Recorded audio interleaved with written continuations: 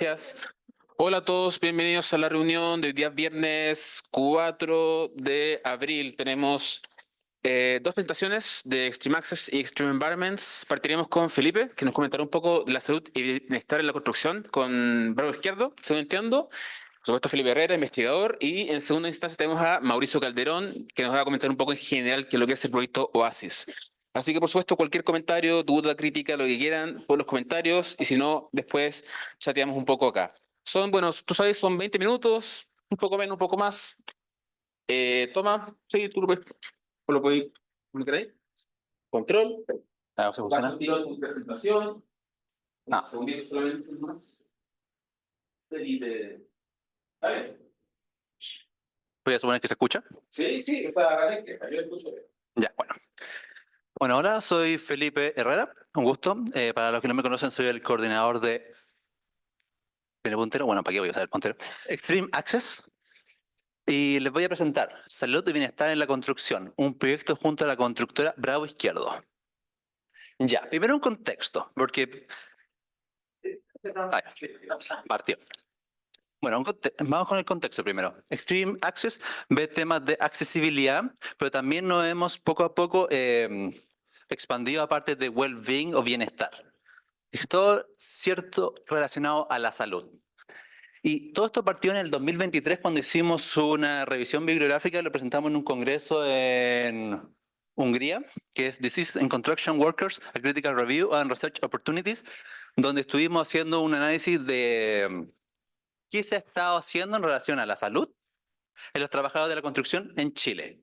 Y nos dimos cuenta de que había muy poco, habían como, podríamos decir, 2, 3 investigaciones que hablaban harto sobre eso, pero ya eran antiguas y en las constructoras que nosotros teníamos contacto no había mucho, no sé, se hacen cosas, pero no hay como investigación de ver qué impacto tienen.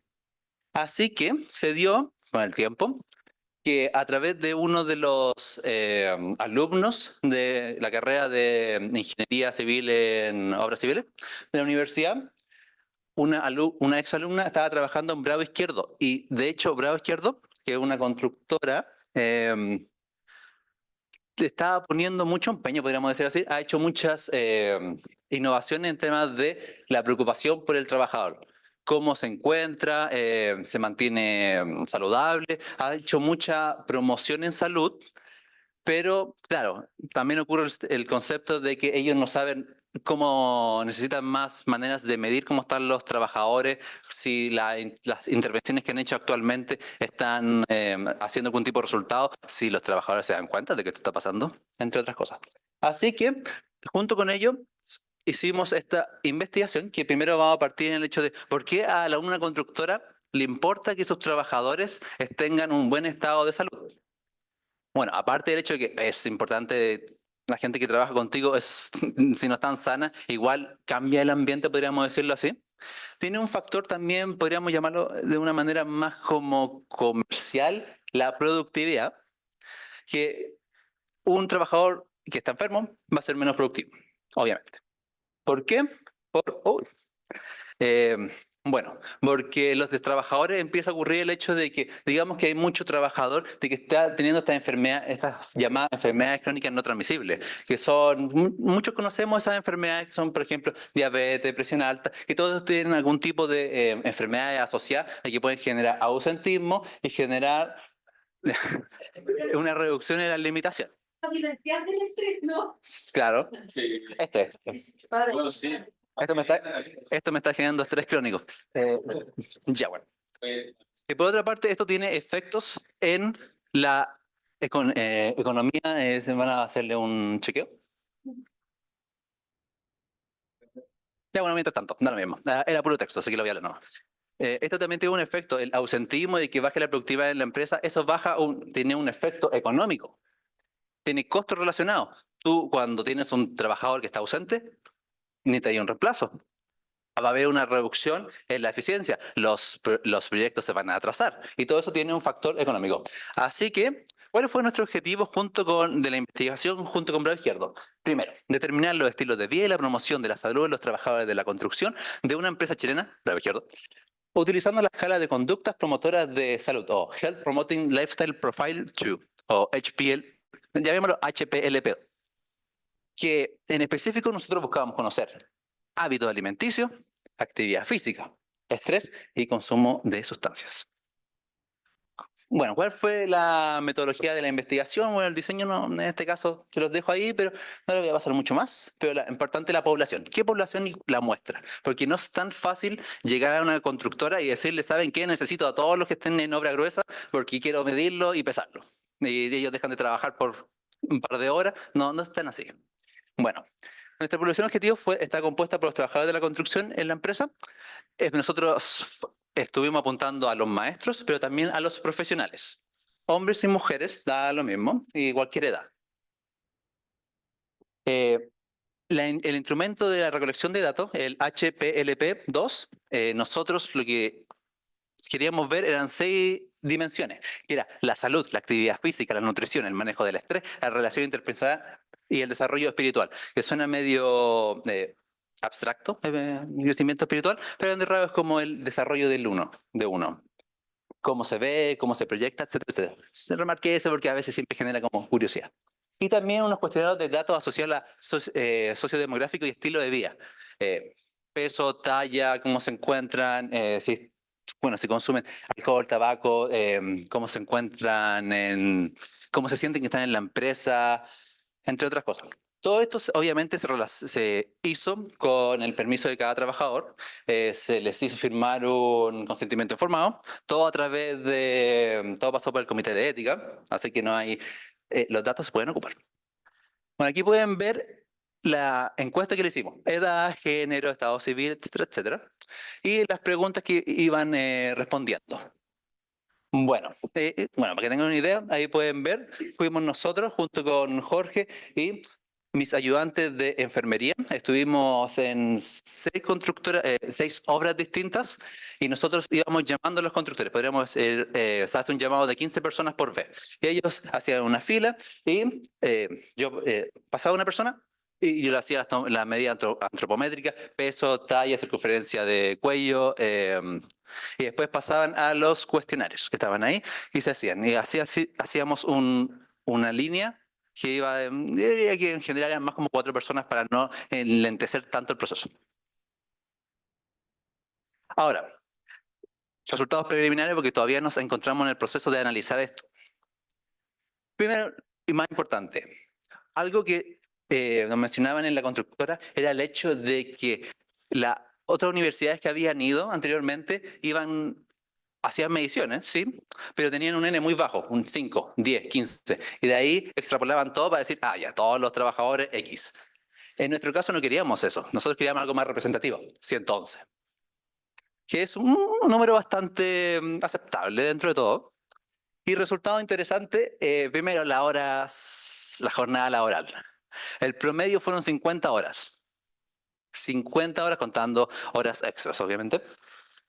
Y 45 horas semanales o menos, perdón, en el presente 25, 45 horas semanales o menos para una cuarta parte de los trabajadores. Estas 45 horas, recordemos que ahora son 44 y algunos ya fueron con 40 horas, ese es el presente 25. O sea, la gente, como estábamos viendo acá, tiene horarios muy extenuantes. Tienen descanso, están todo el día al sol, están todo el día expuestos a material particulado. Vamos a verlo más allá. Cosas que también nos encontramos. Solteros. La gran mayoría era solteros y un porcentaje casado. Algo que ya encontrábamos distinto. Y una parte que nos pareció curiosa, que era el hecho de que el 69% eran trabajadores chilenos. Y los migrantes esencialmente eran peruanos de un 22% y haitianos en tercer lugar con un 5%. En temas a las exposiciones. Exposición al clima, el sol, así estar todo el día ahí cavando en el sol, por ejemplo. 51% se encuentra expuesto constantemente. Exposición al ruido, 94%. Exposición al polvo y todos los materiales particulados que se pueden encontrar ahí, 89%. El IMC, que podríamos decir de que no es una medida de la que uno, cuando es de salud, sea muy fan, porque solamente cuenta peso, talla, y no piensa en los grandes músculos que uno les puede aparecer ahí peleando todo el día, moviendo fierros. nos dimos cuenta de que la categoría está en sobrepeso. Igual hay que hacer un cierto ajuste por eso mismo. Son trabajos pesados. Y si uno está todo el día utilizando maquinaria pesada, moviendo cosas, el músculo es denso. Va a tener un efecto. Pero igual sirve como una medida más de fácil acceso. Ahora, en relación a la encuesta, hubieron tres temáticas que se vieron altamente afectadas, que era la actividad física, la responsabilidad en salud y el manejo en estrés. ¿Por qué? La encuesta da un puntaje. Suman, dependiendo de toda la respuesta, cada uno tenía un cierto puntaje y eso tenía una suma. Y eso te categorizaba entre buenos, moderados, malos y muy malos. Y en responsabilidad en salud fue lo más malo. Yo que veía eso, cosas como, por ejemplo, usted asiste constantemente a hacerse los chequeos. Por ejemplo, otra pregunta era, cuando siente que tiene algún dolor, ¿lo revisa, se preocupa o no, es parte normal? Ya se irá. Bueno, responsabilidad en salud, actividad física y el manejo del estrés fueron los tres temas que más nos dimos cuenta de que estaban afectados, pero hubo uno que estaba muy bueno, que era bueno, muy bueno me refiero en comparación con los demás, crecimiento espiritual, que es, por ejemplo, no lo puse en la diapositiva, pero por ejemplo los trabajadores, como un 70% de los trabajadores decían estar satisfechos o muy satisfechos con la empresa, que a veces puede ser, claro, eh, pasaba mucho de que nosotros tratamos de hacer toda esta encuesta en el mayor anonimato posible, de que no haya maneras de que otra gente se escuche y puedan ser lo más libres posible, pero igual nosotros lo hacíamos esto en los comedores. La privacidad era dentro de todo lo más que podíamos lograr, pero nosotros encontramos que igual logramos unos resultados bien honestos dentro de todo. Uno siempre tiene que confiar en las personas que están encuestadas. Y que con toda esta información que tenemos y en el proceso que nos encontramos es, ¿qué hacemos con todos estos datos? En primer lugar, todavía no terminamos de ver todos los datos, pero nosotros tenemos una idea general que ya habíamos conversado con la constructora y también son ideas de paso a seguir, ahí donde arranco. Porque hay tres, de hecho hay uno que no coloqué, pero lo podemos conversar, da lo mismo. Es primero, antes que nada, la empresa le interesa tener estos datos. Se le vamos a entregar los datos y el análisis. ¿Qué significa todo lo que vimos? Las cosas buenas y las cosas malas. Que no todo tiene que ser malo, a veces también hay que mencionar las cosas que han hecho bien. Las propuestas de intervención y soluciones. Por ejemplo, exposición a ruido, exposición a polvo. Los trabajadores tienen las protecciones o por ley deberían tenerlas. Otra cosa es que las ocupen.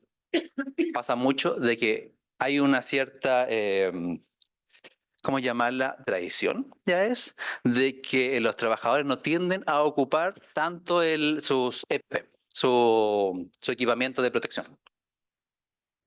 Y es un tema de que hay que revisar. ¿Lo están haciendo? ¿No lo están haciendo? Ahí nuestro plan es presentarles, y ya hemos hablado con ellos, distintos tipos de intervenciones y ellos van a estudiarlas, porque pueden, desde su interés, seguir desarrollándola. Nosotros, feliz de la vida, de hecho, nosotros ya estamos pensando en posibilidades de utilizar equipamiento que sea manufacturado, sea pensado con otros tipos de ideas dentro del centro para ver estos temas. Por ejemplo, los temas de material particulado, que es algo que se ha visto mucho en otros proyectos, que uno podría adaptarlo a este tipo de ambientes. Otro, también estamos conversando con ellos para hacer una postulación colaborativa para uno de los fondos Suceso, que está asociada a las mutuales, que ya tenemos experiencia, o sea, en el grupo ya existe experiencia en este tipo de proyectos. Ellos ya nos han mencionado de que estarían muy interesados de poder formular un proyecto que sea como eh, más enfocado así en temas de lo que ve la mutual. Y aparte de todo esto, obviamente, como hicimos todo esto con los procesos adecuados de consentimiento informado, hicimos el comité de ética, no viene nada mal que uno, con el permiso adecuado, pueda hacer uno que otra publicación sobre esto. Son datos importantes, no existen mucha información en Chile, hay, algunas son muy antiguas y otras, los N o las muestras son un poquitito muy pequeñas. Y creo que eso, 20 minutos.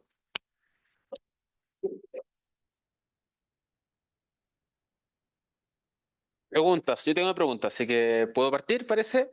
Oye, Felipe, sabes que muy bacán la presentación. ¿Qué tanto puedes como extrapolar estos datos a otras empresas? O sea, ¿qué tan importante es Bravo Izquierdo en el market de la construcción en Chile? Para Mira, cachar. Bravo Izquierdo es una de las empresas más grandes. De hecho, tiene construcciones en todo el país, en todo el país, incluida la Antártica, excepto la región del Biobío, por razones. Es de las empresas bastante grandes y uno puede y no puede extrapolar, porque uno puede decir de que naturalmente los trabajadores de la construcción tienen una tendencia a tal vez no usar EPP. Tal vez uno puede hacer ese tipo de exploraciones genéricas, pero tomando en cuenta que esta es una de las constructoras que tiene una mayor énfasis en mantener a sus trabajadores contentos, leales, entregándoles siempre las mejores prestaciones, podríamos llamarlos. De hecho, nosotros cuando fuimos una vez, tenían una, ¿cómo llamarla? Estaban unidos a la Cámara Chilena de la Construcción para que ellos recibieran, le hicieran exámenes de sangre para ver su estado, hacerle exámenes bioquímicos, colesterol, cosas por el estilo. Así que uno podría ciertamente extrapolar, pero yo creo que tendría que ver otra, y una constructora grande, pero tendría que ver más constructoras para poder ver si esto es un patrón que se repite y ahí poder decir ya. Uno podría decir que todas las constructoras de Chile tienen una tendencia a esto, pero solamente con esta, yo creo que sería mejor dejarlo en específico hasta que ya tengáis, podéis decir, sí, se ha repetido 2 veces, posiblemente se va a repetir en las demás. Mira, tengo una pregunta más, una consulta que me quedó cuando mostraste un poco la gráfica, un poco la respuesta en torno y cómo es que el crecimiento espiritual estaba como, obviamente, está bien, bien positivo. Y tú comentaste que obviamente la entrevista le hicieron en un comedor, un lugar semi-público. ¿Tú te refieres a que entonces los resultados, a que cuando te respondieron esa pregunta no eran tan honestos o si eran honestos? Como... No, yo creo que todos los trabajadores fueron honestos. No, obviamente. Pero solamente digo que puede que algún trabajador, o nos puede pasar a cualquiera cuando que no son espacios, cuando uno está en un espacio tan grande, habían preguntas que igual pueden ser consideradas un poquito más privadas. Tratamos de hacerlo todo con el mayor nivel de anonimato y privacidad posible, pero sí existe la posibilidad de que alguna que otra respuesta pueda verse visto ligeramente afectada por el hecho de que hubiera tanta gente cerca. Yo creo de que son completamente honestos los datos. Pero no descarto la posibilidad de que una persona se pueda haber sentido incómoda y a veces uno responde ciertas cosas que es como lo que se espera. Era la hora del almuerzo. Justo una hora antes de la hora, naturalmente llegábamos a las 8 de la mañana y partíamos a las 8, no, perdón, a las 9 de la mañana partíamos hasta las 12. En el momento que era la hora de almuerzo nos sacamos. Ya, Petra, ¿se puede pasar el micrófono a Petra? Muchas gracias. O sea, Ahí como para retomar eso, solo para aclarar. La encuesta era escrita, no era verbal. O sea, yo Era- escribía no, y no o era conversada con tu Así, esa parte asistente. no la especifiqué. Se hizo, teníamos un formato físico y un formato digital, pero casi todas se tomaron digitales, o sea, todas. Entonces, tus asistentes le hacían la pregunta, él respondía y el asistente Sí. registraba. O sea, el de al lado podía escuchar lo que estaba diciendo. Exactamente, por eso mismo Claro. puede haber una pequeña posibilidad de que alguien se haya sentido un poquito incómodo en decir su respuesta en voz alta. Claro. Y yo voy a suponer que no pasó. Pero eso es fácil de evaluar, que es como con ese mismo público mandarles quizá un correo con una respuesta escrita que no sea en voz alta y ver si cambia el resultado. Sí, es una opción. A veces nos pasaba a mucho trabajador de la construcción que nos pasó, de hecho, antes que hicimos otras investigaciones con trabajadores. Hace unos cuantos años en temas de vigilia, trabajo en altura y la salud de los trabajadores. Yo estaba en la parte de tomar exámenes en un computador para ver su capacidad de reacción. Y ahí yo descubrí que trabajadores como mayores de 40, 50 no saben ocupar computador, muchos, no tienen celulares, otros. Así que muchas cosas que se manden online no sirve. Se tiene que ser lápiz y papel. O sea, entregarle lápiz y papel, que ellos respondan y recoger, claro. Sí, de hecho, fue una sorpresa personalmente, porque gente más joven de lo que yo esperaba no tenía ningún tipo de conocimiento de usar un computador normal o hacer clic en un ratón, cosas por el estilo. No digo que sea algo muy amplio, pero queríamos reducir esa posibilidad, que ya habíamos tenido experiencia, y de que hubiera una persona que estuviera listo para responder y adentrarse en cualquier duda que tuviera sobre las preguntas, que igual las preguntas, aunque se encuentran validadas la versión en español, Ya. pero algunas son un poquito difíciles de entender a la primera lectura. Así que cada persona encuestada tenía su ayudante de enfermería, de que le iba contando las preguntas, y también, eh, en caso que se necesitara, facilitaba la comprensión de la pregunta. Y hay una última pregunta nomás, porque tú dices 111 es representativo, pero ¿cuál es la población total de trabajadores?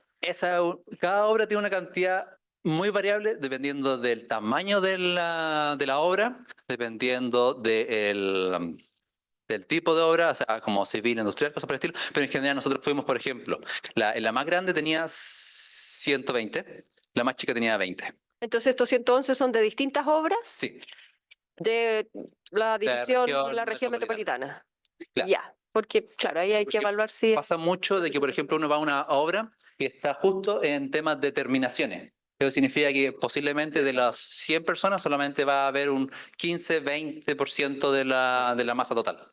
Mientras que otras están en parte de, por ejemplo, las fundaciones, están en excavaciones, un hoyo, no hay dónde ir. Varía mucho y depende del día, y también hay momentos en que nos pasó, que uno llega y se están enfierrando y no pueden parar, no pueden salir de ahí. Así que más los que pueden, no sé, 10 personas, y uno se queda así como 3 horas esperando que tal vez una persona pueda dejar. Ya, eso es un dato importante también. Eso, gracias. ¿Puedes repetir el comentario de Rodrigo?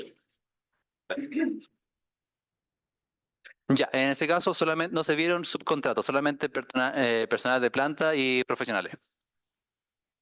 Yo una pequeña duda. Rodrigo, ahí está, no me escuchaste, ¿cierto? Me equivoqué.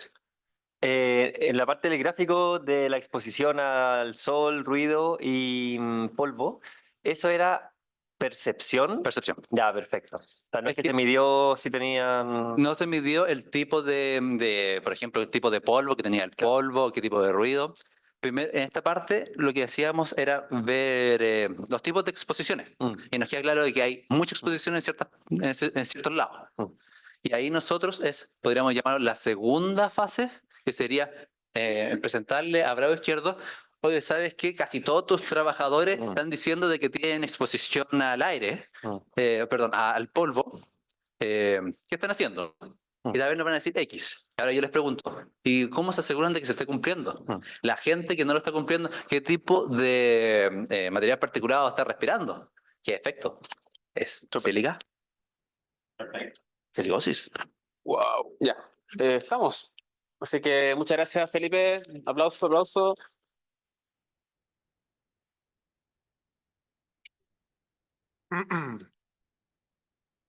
Ya.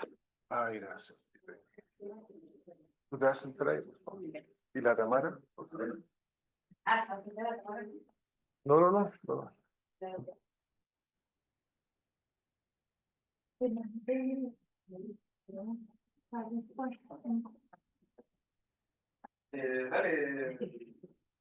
Comienzo. Ya, bueno, buenas tardes a todos. Gracias por la presencia, ¿cierto?, de la asistencia que hay en la sala.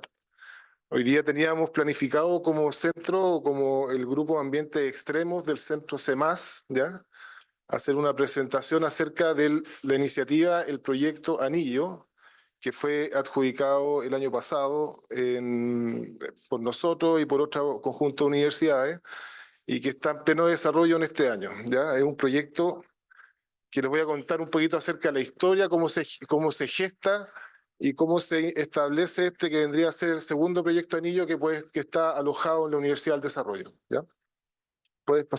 ¿Paso yo? Okay. Bueno, el proyecto Anillo es un proyecto Anillo temático en litio y salares, ¿ya? Generalmente estas iniciativas son temáticas. A mí me tocó hacer mi postdoctorado en el anillo temático en ciencia antártica, por ejemplo. Y toma ciertas temáticas que en este caso están relacionadas con como la contingencia de lo que es la Estrategia Nacional del Litio. Es interesante revisar esto que son las bases y el propósito, ¿cierto? Un proyecto anillo requiere fomentar el desarrollo científico y tecnológico del país, ¿ya? Y para ello financia proyectos de investigación sustentados en un trabajo colaborativo, amplio y multidisciplinario. Fomentar la conformación de grupos de investigación científica y o tecnológica, ¿ya? Y la generación de conocimiento y el desarrollo de la ciencia y tecnología, como la formación de capital humano, ¿ya? Esos son como aspectos principales que se abordan o se deberían abordar en el proyecto. Generar masa crítica dentro de temáticas en las cuales los proyectos se enmarquen, en este caso el desarrollo de los salares, o el estudio de los salares y del recurso del litio y otros que hay también, para, no sé, apoyar o formar parte del desarrollo, el crecimiento y el desarrollo de esas líneas de trabajo que están disponibles. Bueno, nosotros teníamos algo ya, teníamos un trabajo hecho en equipo, ya era bastante interdisciplinario, así que teníamos algunas cumplíamos con algunas de las condiciones. Eso gracias a un proyecto MASA que se adjudicó a mediados del año 2023, en los cuales el objetivo principal era realizar una investigación interdisciplinaria con investigadores, en este caso la Universidad de Atacama, que es nuestro socio estratégico regional clave, la Universidad también de Santiago, me parece que está, y la Universidad en Brasil, en un proyecto que se llamaba Cooperación Chile-Brasil para investigaciones de los metales alcalinos en los salares andinos, ¿ya? Este proyecto, asociado a este proyecto, se realizó un simposio en la Universidad de Atacama. Ahí está su cartel. Y se publicaron ciertos artículos científicos también asociados, que parece que no se ve muy bien. ¿No? Claro, algunos patrones ahí, pero que finalmente era un trabajo que veníamos haciendo en colaboración con los brasileños y con eso cumplíamos así nuestro compromiso de hacer una publicación en una revista científica de la categoría que correspondía. Bueno, acá esta experiencia que tuvimos, que la desarrollamos en Patagonia, donde Javiera de la Fuente fue parte también del grupo de investigación y de algunas campañas, estudiábamos lo que son los bordes de las lagunas, ¿ya? Las lagunas, en este caso, es la Laguna Amarga, en donde se presentan diferentes rasgos de piedra, roca, ciertos suelos, vegetación, que están dominando, ¿cierto?, en estos ambientes lacustres, en la zona de inundación que se llama ya, en la orilla de las lagunas.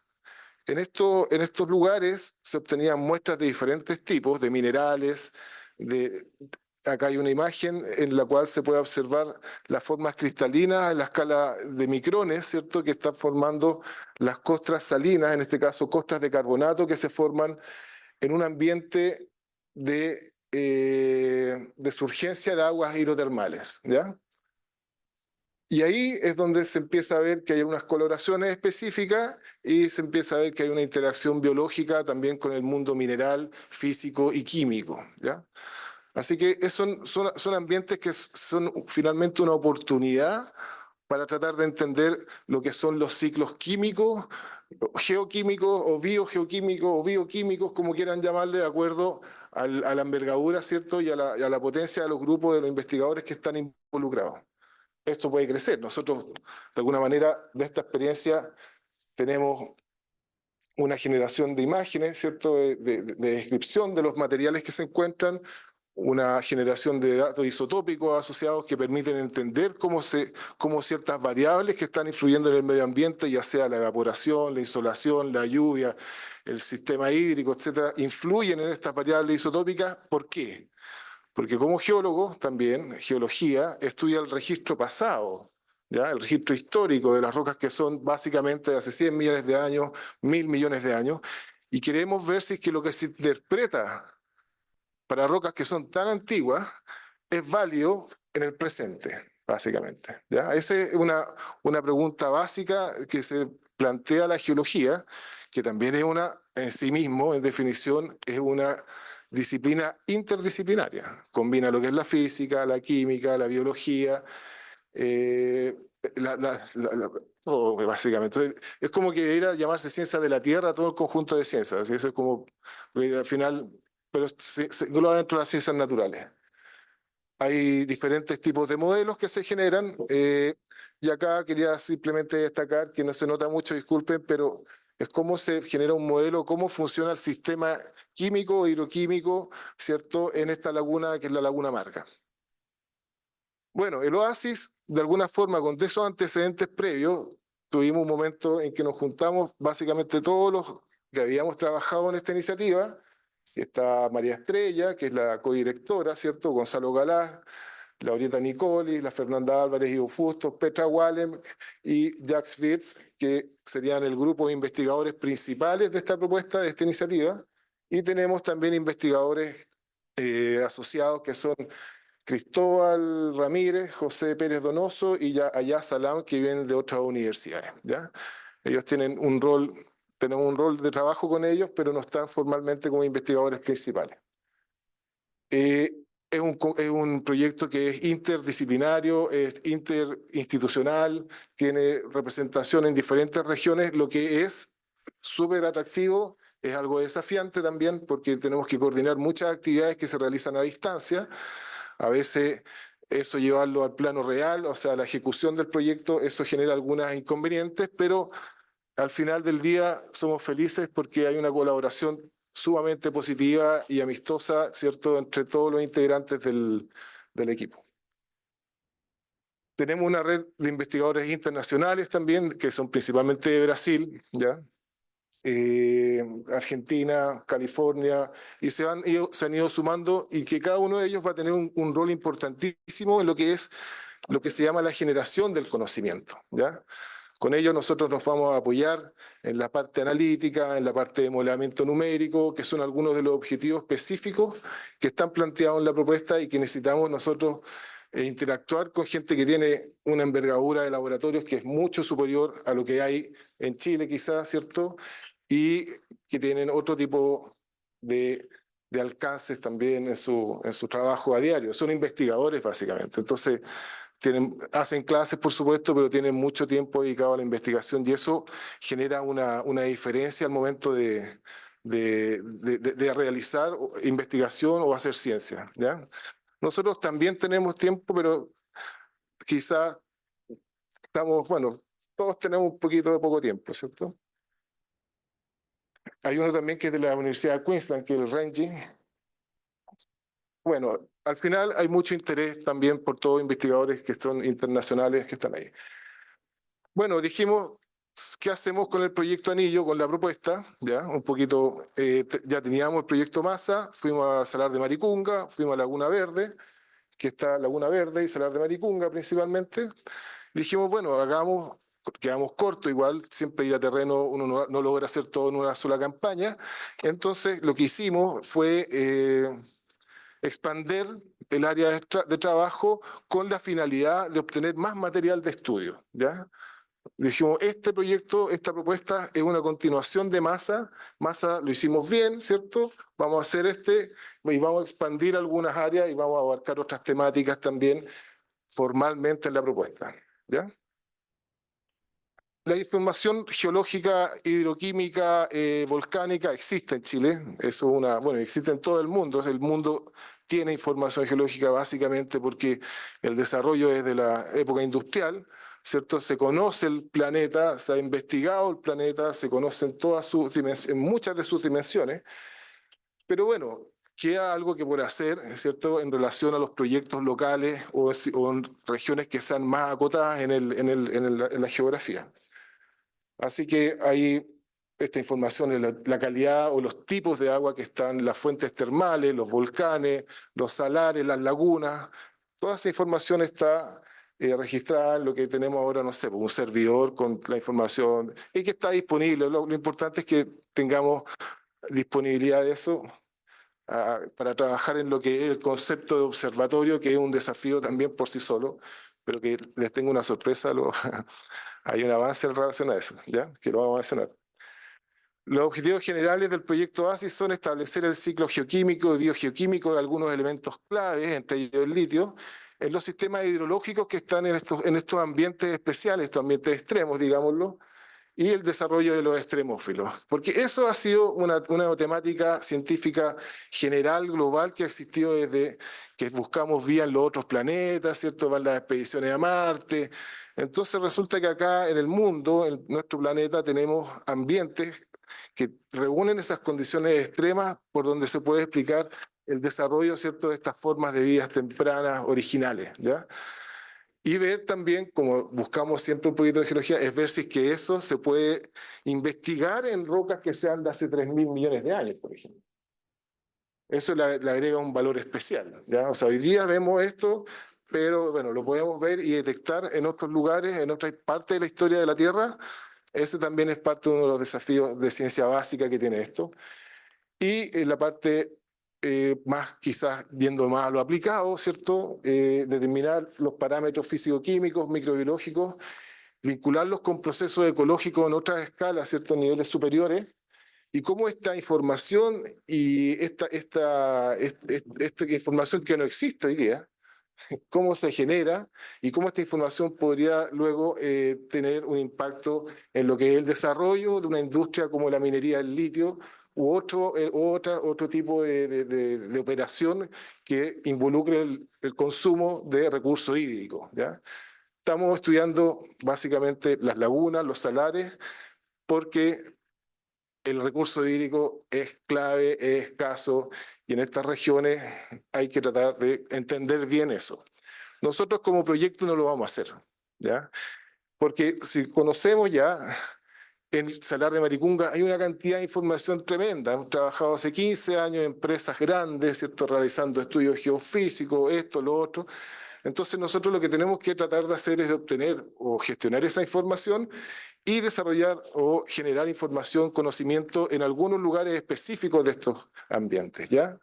Pero tenemos, por suerte, contamos con información previa que nos va a permitir quizás plantear discusiones o conclusiones que van a ser mucho más de mayor alcance, ¿ya? Hay temas de investigación. Bueno, yo quería mencionarle en esta presentación, va a ser bastante así como presentación para presentar el proyecto, porque igual como equipo tenemos comprometido, ¿cierto?, realizar diferentes presentaciones en este ciclo de charlas que realizamos, y que básicamente va a tener ese sentido porque son 4 líneas de investigación principalmente que se están trabajando en conjunto, ¿ya?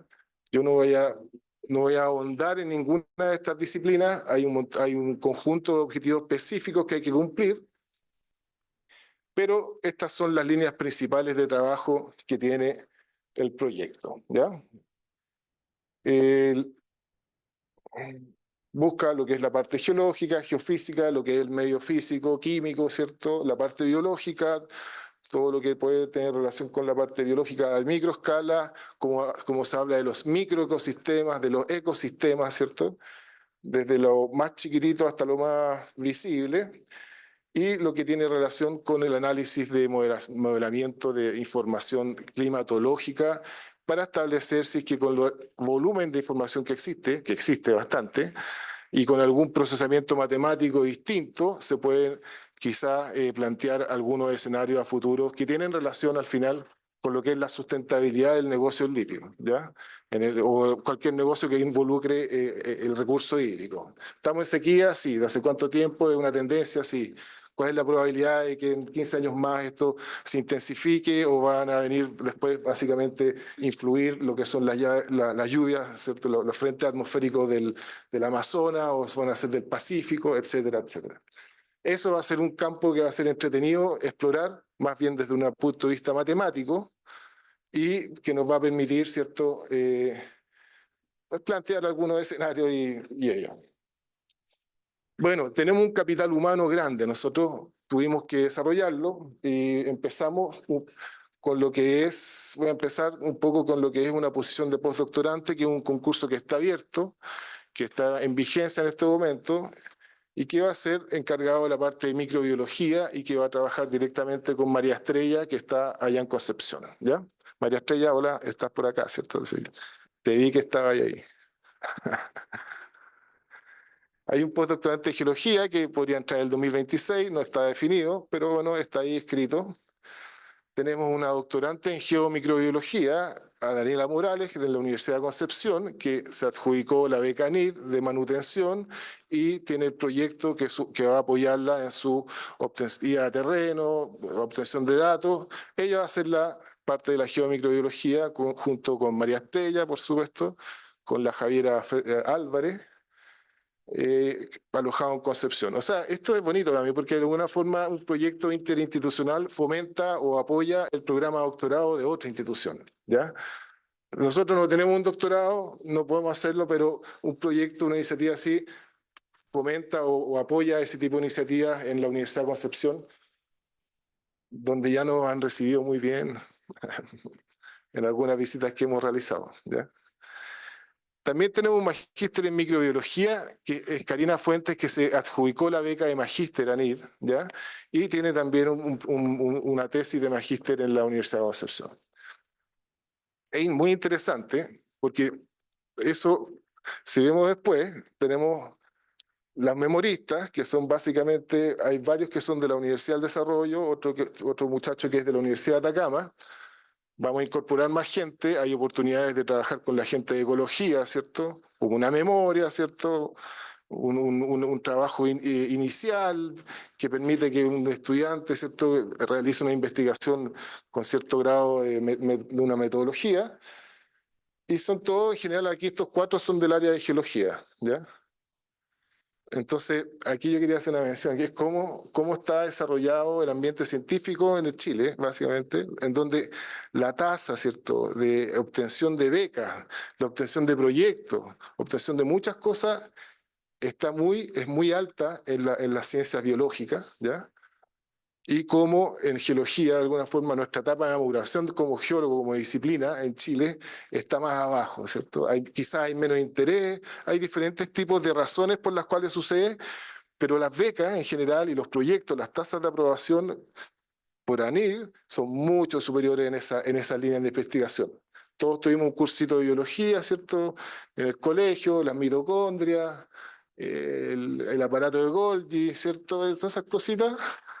Todos aprendimos de eso, ¿cierto? ¿Ya? Entonces, pero la geología no está inserta en los colegios, que es una cosa interesante que yo se las doy a conocer, porque al final soy yo el que está presentando, ¿cierto? Tengo colegas que son famosas así en la microbiología y en otra área, pero quería hacer ese hincapié porque también la charla o lo que queda de charla también va a continuar en ese sentido.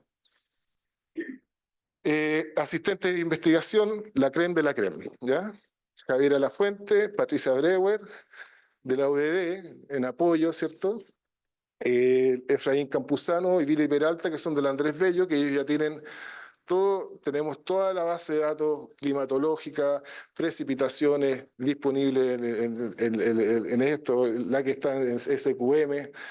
La cosa ahora es empezar a procesar esa información, ¿ya? Jaime Villa, acá empezamos con otros que son otros asistentes de investigación, pero que tienen una proyección, ¿ya? Tienen una proyección que van así como caminando hacia hacer un magíster, ¿ya? Que son Jaime Villa y Javiera Carrasco, ambos de la UFRO, ¿ya? Jaime Villa va a hacer la parte geofísica, vamos a tener un trabajo geofísica preliminar, ¿cierto? En un lugar que ya definimos y que es de interés suponemos, para todos. Javiera Carrasco va a trabajar con lo que es el procesamiento de datos climatológicos, machine learning, la información que se obtenga, ¿cierto?, de las estaciones meteorológicas locales. Josefina Rodríguez es de la geología, geóloga de la Universidad del Desarrollo. Ella va a ser morfológico del paisaje, ¿cierto?, de la evolución del paisaje en este ambiente cordillerano, cómo eso puede tener una relevancia, ¿cierto?, en el desarrollo de las cuencas y el desarrollo de estas lagunas y salares. Y Bastián Ursúa, que viene un geólogo de la Universidad de Atacama, que viene a hacer su magíster acá en el magíster en Ciencias de Ingeniería de la Universidad del Desarrollo. Viene feliz, está muy contento de las oportunidades que se le han dado. Así que ellos 4 son con proyección a magíster, ¿ya? Y algunos profesionales, poquitos, pero bueno, ¿cierto? El Felipe Tala, el Erasmo Aranea, el Francisco Díaz, que está aquí presente, la Scarlett Saavedra y la Valentina, que también, gracias por venir Así bueno, a ti falta llevarte el Pancho, ya está en todos los terrenos, se podría que está hasta en Chiloé. Bueno, eso que me hace así es para... ¿Tengo que cortar o? Ah, ya. No, si va a ser justo para que no me hagas preguntas, no, lo tengo calculado. Bueno, vamos a ir un poquito a lo que nos gusta, ¿cierto? A todos, yo creo y que no conocemos, quizás no lo conocemos tanto todos. En este caso sí que voy a aprovechar de comentarle algunas de las cosas de la geología de la zona, ¿ya? Ese es un segmento cordillerano en los Andes, en Chile, ¿cierto? Que está básicamente cercano a Copiapó, entre Taltal y Vallenar, ¿ya? Esa es la cordillera que está ahí, pero y se ha formado durante más de 300 millones de años sus constituyentes, ¿ya? ¿Cuál es la gracia de este segmento a escala mundial? ¿Ya? Es un caso único. O sea, es único. Hay otros lugares donde suceden procesos similares, pero es parte de un sector, de un segmento cordillerano que se conoce como la subducción plana, ¿ya? Que eso tiene básicamente el ángulo de subducción, que es la dinámica que controla nuestra geografía, nuestra geología en Sudamérica desde hace más de 300 millones de años, la subducción, los terremotos, subducción, los volcanes, subducción, toda esa subducción. En este sector, la subducción tiene un ángulo menor, de 30 grados, por ejemplo, de 25 grados. Es así la subducción. En cambio, acá en Santiago, la subducción tiene esa angularidad. Y ese pequeño cambio, esa pequeña variación, tiene una influencia tremenda en lo que es el tipo de cordillera, el clima y diferentes rasgos geomorfológicos, geográficos que ahí se van desarrollando, ¿ya? En todo hay subducción. Y tiene el ambiente de subducción plana, y tiene otro elemento importante, que estos son los últimos volcanes que hay en la zona norte de Chile. Para los que no saben mucho de geología, no han tenido la oportunidad, ahí existe la zona de subducción plana, ¿ya? Se caracteriza por no tener volcanes. El que diga que conoce un volcán entre Vallenar y los Andes, que levante la mano. Ya, no hay volcanes. De aquí para el norte está lleno de volcanes. Desde acá, desde Copiapó, desde Santiago al sur, lleno de volcanes, ¿ya? Esa subducción plana tiene esa influencia, ¿ya? Y esa influencia, aparte, tiene una influencia en el desarrollo de la cordillera en ese sector. Es decir, estos trabajos datan de la década de los 70, de los 80, en donde, por métodos geofísicos, determinaron esa característica, ¿ya? Se conoce como el segmento pampeano de subducción plana, ¿ya?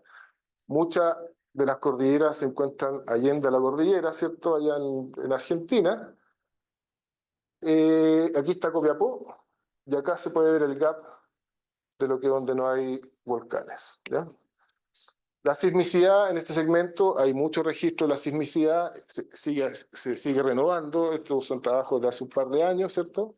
Pero hay estaciones de sismicidad que también de alguna forma marcan. Hay dos tipos de sismicidad, una que es profunda y una que es superficial, y hay una de esas superficiales puede estar asociada a la actividad volcánica de lo que es el volcán Ojos del Salado o ese complejo de volcanes que hay en ese sector, por la movilización de fluidos también. Estamos en un ambiente volcánico, se mueve el magma, se mueven los fluidos hidrotermales, se generan volcanes, ¿cierto? Así que eso es una zona interesante también. Acá se conoce a nivel litosférico, ¿cierto? Esta es una aproximación a la escala litosférica de la litósfera de la Tierra, cómo la subducción penetra, ¿cierto?, bajo la placa sudamericana y se genera diferentes tipos de sismicidad. Chuta. Esta figura me sale al revés, pero no importa ya. Lo que quería demostrar acá es que ese cambio de ángulo, en realidad, antes era así, En un momento de la historia empezó a hacerse más plano, ¿ya? Se hizo más plano. Y al hacerse más plano, esta es la etapa inicial 1, la etapa inicial 2, y después al final llega a ser eso, ¿ya? Nosotros, ¿qué queremos hacer con esto? Es aprovechar nuestra colaboración con un profesor de Italia, es hacer un modelamiento de esto y cómo eso influye en el magmatismo, cómo se establecen los volcanes en ciertas condiciones, ¿ya? ¡Ay, qué lamentable! Trabajé tanto en esta imagen, pero...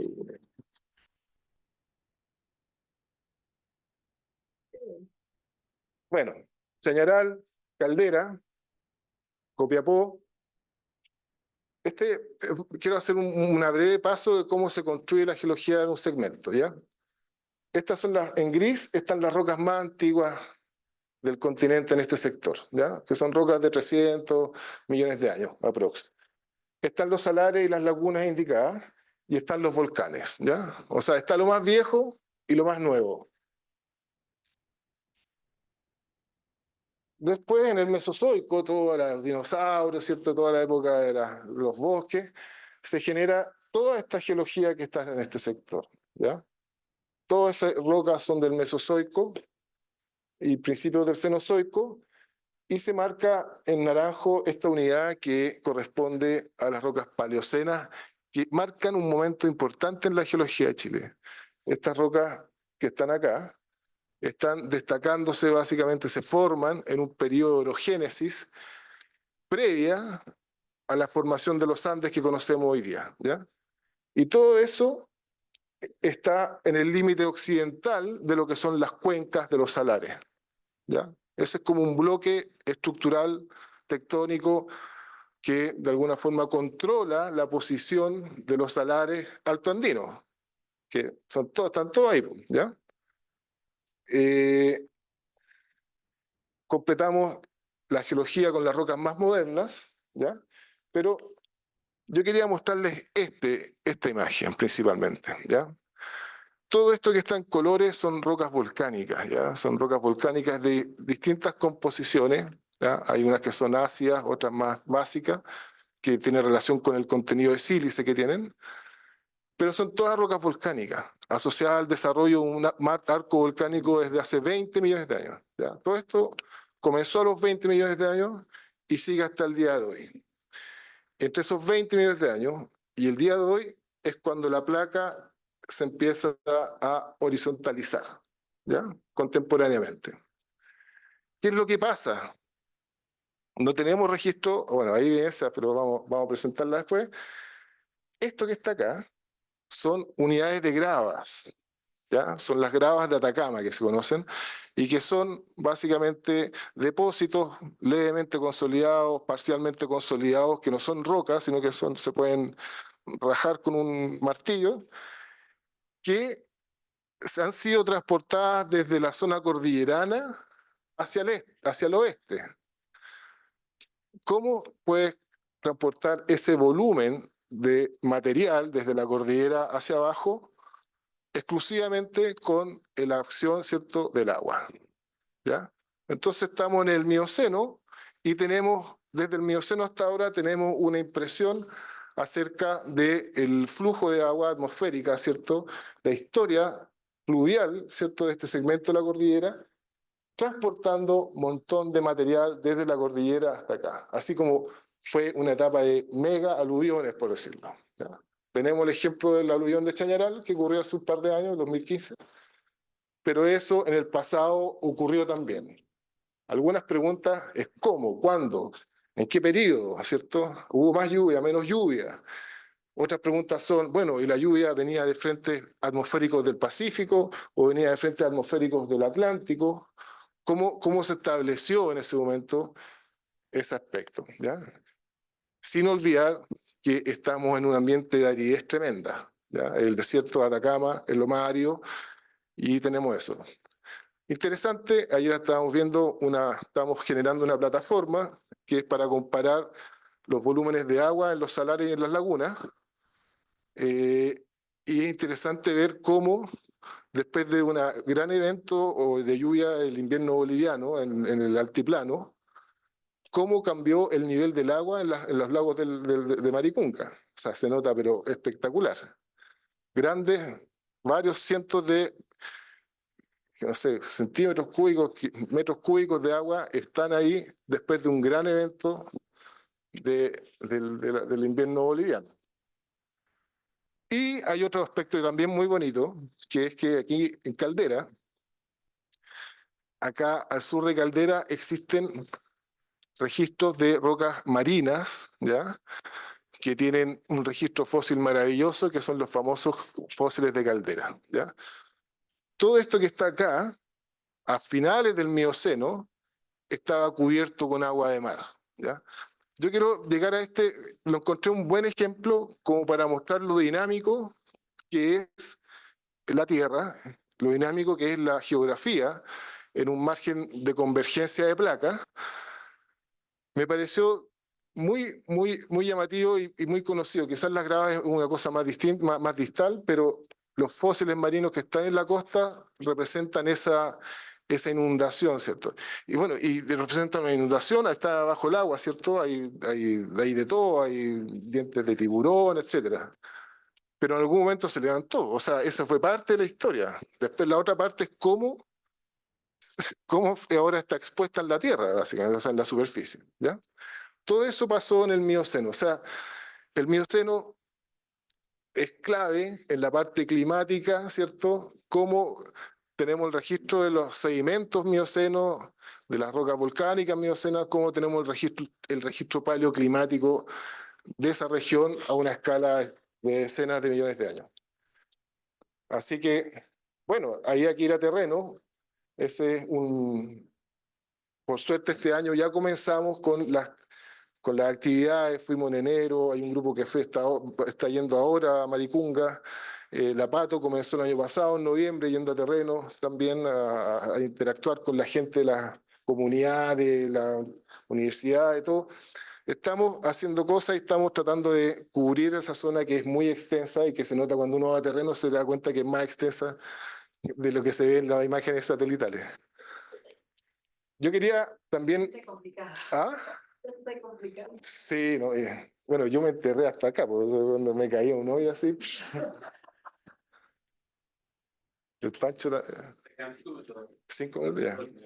Ya, bueno, yo quería mencionar algunas cositas nomás. Acá es interesante. El ambiente más esencialmente que tiene la parte más de ecosistema, el lugar más clave es la conexión, el canal que conecta la laguna Santa Rosa con lo que es el salar, ¿ya?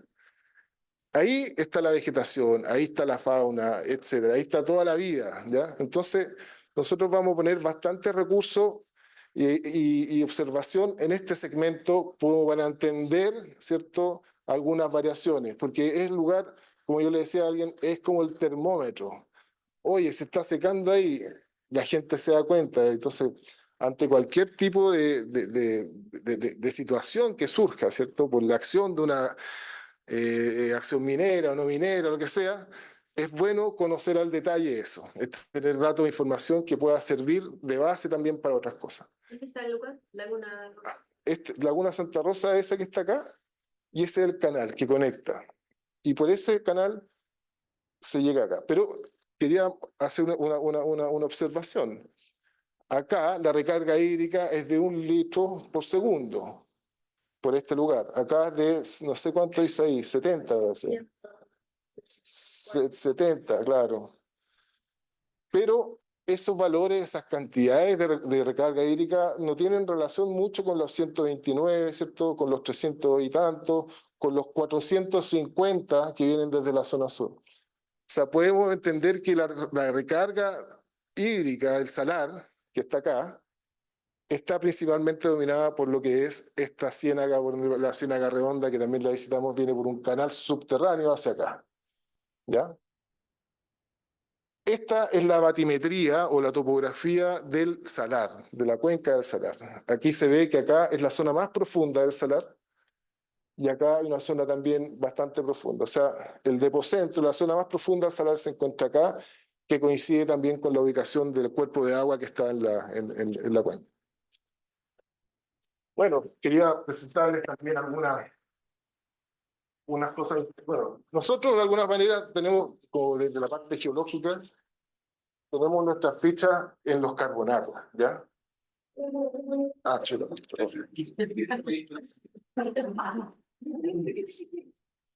Me falta el cigarrito, ¿no? Bueno, quería aquí como engancharlos con las cosas lindas que vimos, estamos en proceso ya, pero para terminar, quería mostrarles todas estas estructuras que nosotros vemos en las costas de sales que hay, ¿ya? Hay costas de sales antiguas, ¿cierto? Que están ahí mucho más secas, estas se nota que están más hidratadas, ¿cierto? Más húmedas, y se destaca la presencia de estas grietas de disecación, ¿ya? Que son características. Ahí se ven otras, ¿cierto? Hay diferentes estados de evolución. Este es un terreno que evoluciona así. Lluvia torrencial, llena de agua, se seca, evaporación, deja estructuras sedimentarias como las que vemos acá, después mucho tiempo de sequía, después otra lluvia, y va fluctuando esto. En el tiempo sabemos, por evidencias de terreno, que esto ha ido disminuyendo con el tiempo, ¿ya? O sea, el nivel de agua antiguo era mucho más grande que el de hoy día, ¿ya? No sabemos desde cuándo, pero sabemos que es más antiguo.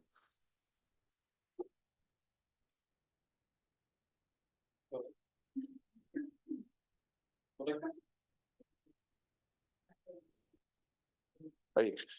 Bueno, diferentes cosas. Aquí es interesante, aquí está la laguna Santa Rosa, ¿cierto? Se ven el sistema hídrico que va invadiendo la zona. Se generan estas grietas de disecación hexagonales. Es interesante ver que las grietas de disecación, donde están las grietas, se acumulan granos de piedra más grandes, ¿ya? Y acá hay una muestra de un tapete, una costa de sal, con lo que es algas, que también son algas cianobacterias, seguramente, no sé, María Estrella las está observando, que están en la costa salina. Yo creo que son muy pesadas las fotos y por eso se demora un poco Hay otros patrones de costas salinas también, ¿ya? La costa salina se genera básicamente por la disecación de un lodo, de un barro, en que la parte superficial se contrae y la parte inferior no sufre esa contracción y se generan estas estructuras ahí. Bueno, son lugares maravillosos, la verdad. Ha sido una súper buena oportunidad. Acá vemos, este fue un afloramiento muy lindo en el centro del salar, donde vemos estas especies de domos de sal, ¿cierto?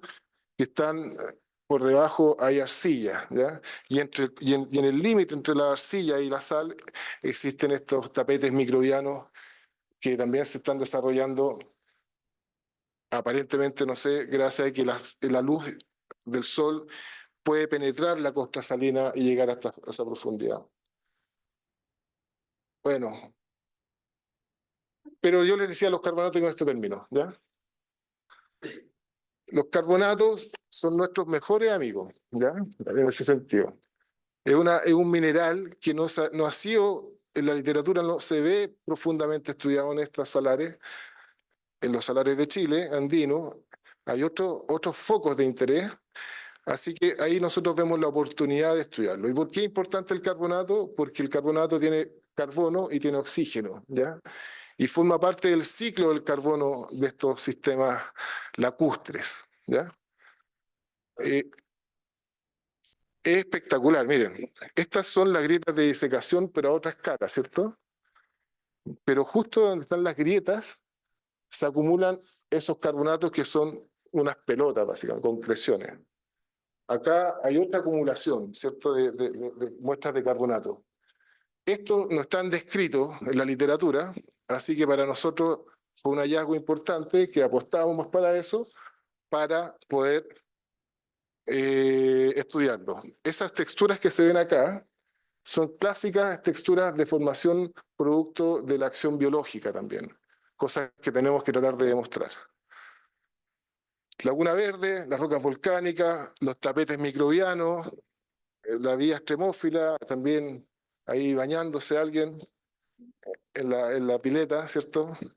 Las muestras de diferentes tipos, otros sectores de interés, más carbonatos, capas de carbonato, Y bueno, nosotros el equipo que terminamos la campaña este año. Así que muchas gracias, disculpa. Chao. Ya, una pregunta. Ah, ya. Toma. Dos preguntas. Sí, como la semana pasada yo mostré, estábamos jugando con una cámara repetitiva.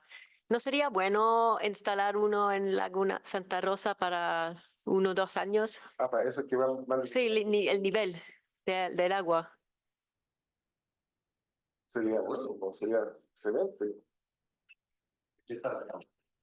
Así es, esto fue la cámara, pero Ah, esta es la cámara. José Gómez dice que tiene una cámara mucho mejor que me va a mostrar. Sería súper bueno, pues, en realidad. Porque no necesita tenerlo vivo, puede ir a descargarlo cada 6 meses, Sí, como 2 fotos por día o algo así. me parece bueno. Este es un sistema ahí que está integrado acá, desarrollado acá. Sí. Ya, pues, no, me parece eso. Yo también ahí en la laguna del Negro Francisco.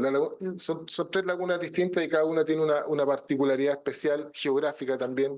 Hay unas que se rellenan con agua, otras que no, dependiendo de su posición en la montaña. ¿Ya? Javi tiene una cámara trampa. Ya, no, muy buena idea, bacán, sí. Tenemos que tratar de dejarla pronto. Sí. Gracias, Zoe. Ah, súper. ¿Hay más preguntas? ¿No? ¿No? ¿Vale? ¿No? Ya, bueno, muchas gracias. Gracias.